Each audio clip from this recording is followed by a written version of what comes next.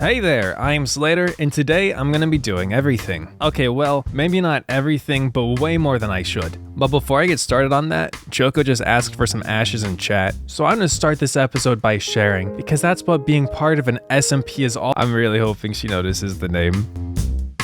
First up, I'm gonna make a good old mob grinder. I'll be putting this underground so it's not an eyesore to anyone flying overhead. And by that I mean, I don't feel like making it look pretty, so I'm gonna hide it away. Cause that's how you do it, gamers. It's gonna be pretty simple. A dark room with spawners, and a light room with, you guessed it, more spawners. This way I can put every mob type I can possibly find into the same path, and that path leads directly into my fist. While I'm making this, I need to keep checking in on the daily shop to see if there's any decent spawn eggs. So like, today was a good day. I got both a cow and a pig spawn egg. Ooh, after a full night's sleep, there's a witch in here as well. Wait a second, cows, pigs, and witches? Hopefully the three of these two close together doesn't accidentally spawn your mom.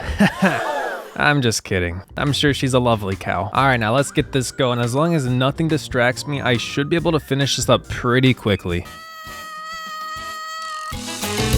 Go a little busy.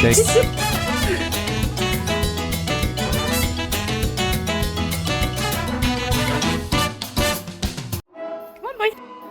Yoon, I can't keep popping these pixels in the strip club. I gotta finish the grinder. After blowing all my savings on an extremely flexible bear, I really need to get grinding, and not on a pull this time.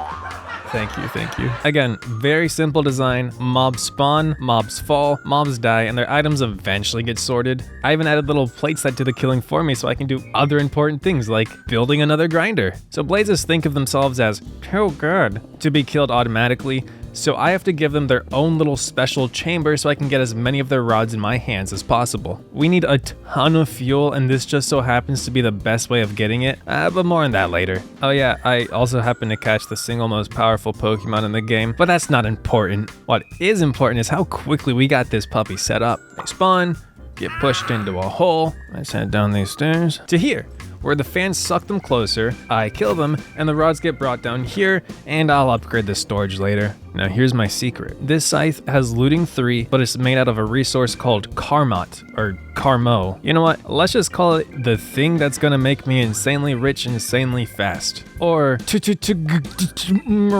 for short, because that's pretty much exactly what I'm gonna use it for. So the caramel scythe is really good because it comes with a huge bonus of +1 tier of looting, which in itself is like, okay. But I got looting 3 on top of that, and my lucky Irish hat gives me another tier of looting. So I'm effectively getting looting 5, which increases the drops by a lot. And you know what they say, mo rods, mo money.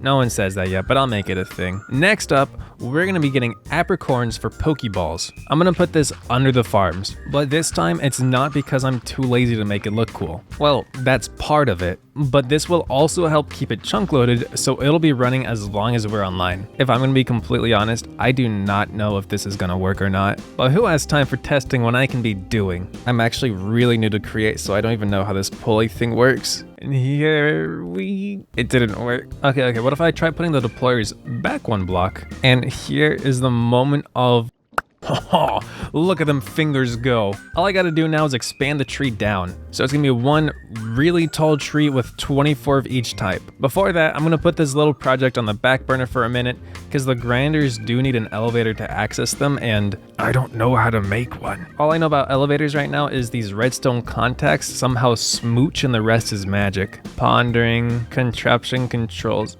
Oh, I have the elevator set up. I just don't know how to make it do like elevator things. Oh, I just had to right click a block. The contact turned purple, and so did the one down there. I think that means it's properly set up then. Scroll and click. Well, isn't this exciting? Actually though, this gives me a really good idea for the Apricorn farm. I'll finish expanding the tree first. If I keep replanting the same color at the same level, then bone mealing it so it grows, it's gonna give me an extremely tall tree with 24 of every color, all the way down. So like I plant it, bone meal it, it grows, break the blocks, plant it, bone meal it, it grows, keep doing that over and over again. And once every side is full, I go down 2 blocks and do it with a different color. And this looks perfect. So I have redstone contacts at the top and bottom, which send wireless redstone signals up here, which will flip a lever and change the direction of the contraption. And with the power of 1,000 conveyor belts, all the Apricorns are going to make their way down into this room, where it's going to get sorted by color for ease of access. Uni honestly went a little crazy decorating the grinder. This looks absolutely incredible. Now I've been doing way too much today. I need a way to wind back and relax. And what better way than terrorizing a bear with megalovania? Gotta take these instruments and this invisibility scarf. Look at him over there. Ain't he a beauty? Normally bears aren't this attuned to using cogwheels and such, but this isn't your normal bear. This is Bearman. Harold Bearman. Best kisser in...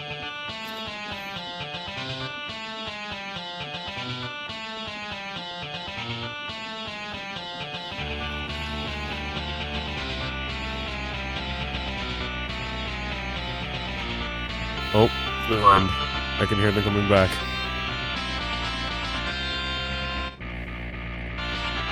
That's not you? Who else is on this fucking sir that would do this? Steve O'Reilly or Kiwi, I feel. You hitting me with the ghost shit and fucking... Okay, Mon? You defo are.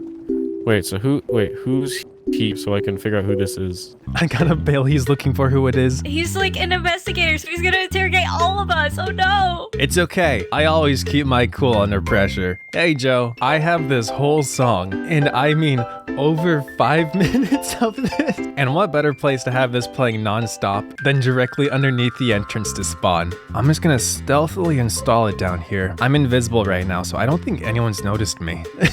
Yeah, they're clueless. So anytime a player, Pokemon, anything steps on this, it's gonna play non-stop for 5 minutes straight. Yeah, if someone else steps on it, it's gonna stop. That just means OMFG, I love you is randomly gonna start and stop playing throughout the day. I just realized it was you!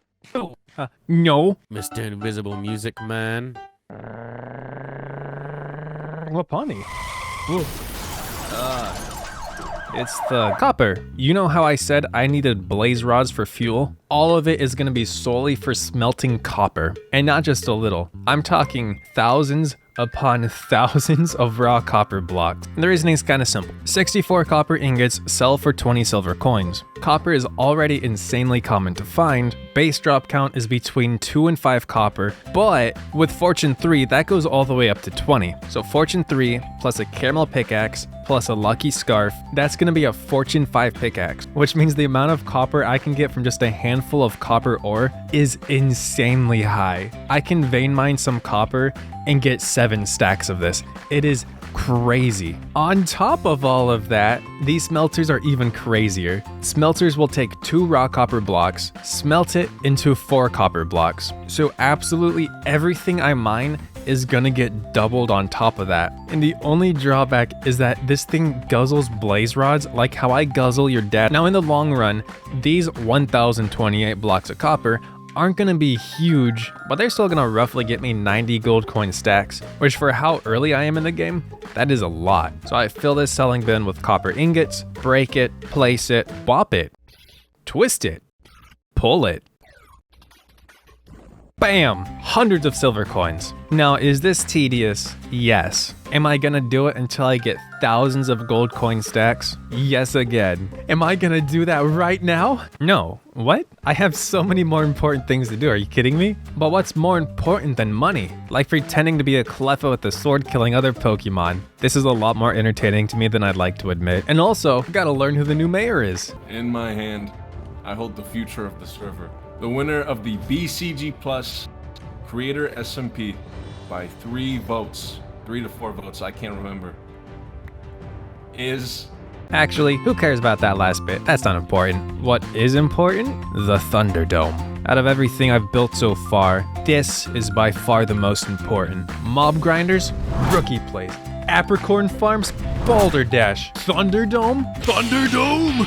Get ready to... I still gotta build it first. So basically, it's gonna be a pit in the ground, and then inside of the pit is gonna be a bunch of these little cars. Except these cars need a very special item called a mob controller. Notice how Wooloo is just sitting on top of it and not going anywhere? With a mob controller, Wooloo is going to simulate the average senior citizen driving by running over anything and everything it both can and cannot see. But surely Wooloo is going to get retested when it turns level 70, right? Not in Florida. We can't force Pokemon to spawn in the Thunderdome, so we need to go with the next best option, hamsters. And whatever else we can convince Joe to give us a spawner for. Hamsters, kiwis, penguins, and of course, striders. Overwatch reference. So now, with the Thunderdome done, I finally accomplished everything I've wanted to do. For now at least. I've got a lot more I still want to do, but I should honestly take a rest for now before things get too out of hand. Thank you for watching. This was a lot of fun to make. And next video, we're allegedly going to make a criminal underworld for this server. So look forward to that. Anyways, like and subscribe. I am Slater, and I will see you next time.